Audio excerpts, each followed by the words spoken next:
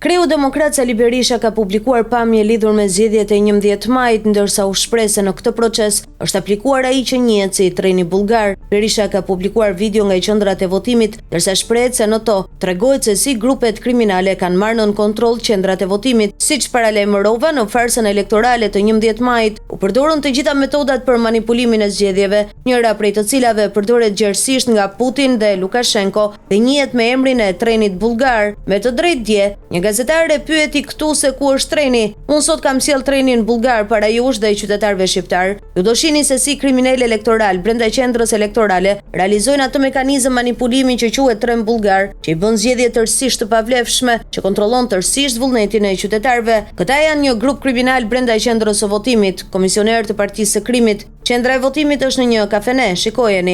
Ja fleta e votimit. Ja, merr vulën e vulos fletën e votimit, si në filma, sikur ta kishin xhiruar. Tani vjen me vulën e dytë këtu e vulos. Tani po fshe krimin. E fut në banak poshtë fletën e votimit, me gjakftotësi të papar. Është po ky. Tani e nxjerr fletën e votimit, do e çojnë në destinacion. Shikojeni, ja dha tjetrit jashtë qendrës. Edhe një herë, aty po voton ai, shprehet Berisha.